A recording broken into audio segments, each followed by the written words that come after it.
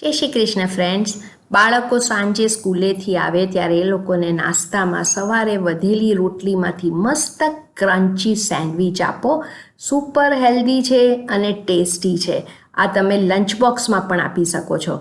બનાવવાનું શરૂ કરીએ. અહીંયા મેં સવારની રોટલી લીધી છે, એને આપણે આ રીતે સેન્ટરથી એક કાપો મૂકી દઈશું એટલે આપણને ફોલ્ડ કરતાં ફાવે. હવે એક સાઈડ આપણે લગાવી રહ્યા છીએ ચટણી. ચટણીની બાજુમાં આપણે મૂકશું પનીર અને ચીઝનો સાંજો. સો પનીર અને ખમણેલું ચીઝ મિક્સ કરી દઈએ અને એમાં મીઠું અને ફ્રેશ ક્રશ્ડ આપણે મરી નાખશું એટલે એનો ટેસ્ટ સરસ આવે. અને આ જરા થોડો વધારે સાંજો લેજો એટલે એમાં પ્રોટીન પણ મળી જાય ફ્રેન્ડ્સ. હવે બીજી બાજુ લઈએ છીએ ટોમેટો કેચઅપ. ને ટોમેટો કેચઅપની ઉપર આપણે મૂકીશું ટામેટાની સ્લાઈસ, અને સ્લાઈસ જરા થોડી પતલી કાપજો ફ્રેન્ડ્સ. અને કાકડી, હવે કાકડીની નીચે તમે એક ચીઝની સ્લાઈસ પણ મૂકી શકો છો.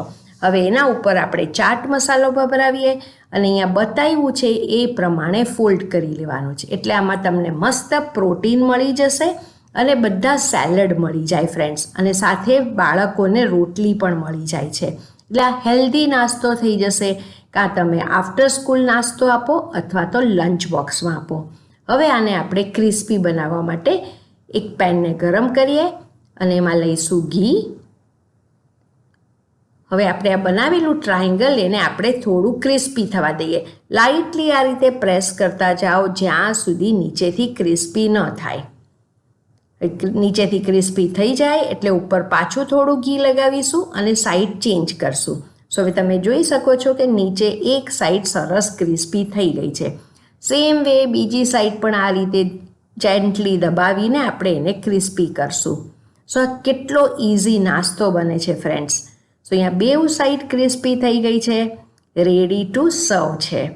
સવારે થોડી વધારે રોટલી કરો તો સાંજે નાસ્તામાં પણ ખપી જાય અને તમને આ એટલું ભાવશે કે તમે મોટાઓ પણ સાંજે જમવામાં આ જ રીતે ટ્રાયંગલ સેન્ડવિચ ખાશો. હવે તમે આનો લુક જુઓ ફ્રેન્ડ્સ. બ્રેડ સેન્ડવિચ કરતાં વધારે હેલ્ધી છે કેમ કે તમને આમાં ઘઉંની રોટલી મળી જાય છે, સેલડ મળે છે અને પ્રોટીન મળે છે પનીર અને ચીઝમાં. એક એક બાઈટ ખાવાની મજા આવશે. મસ્ત ક્રન્ચી અને ટેસ્ટી લાગશે. સવારે થોડી રોટલી વધારે કરી દઈએ તો સાંજે મસ્ત ટ્રાયંગલ સેન્ડવિચ બની જાય. સો તમે પણ બનાવો. Thank you for watching.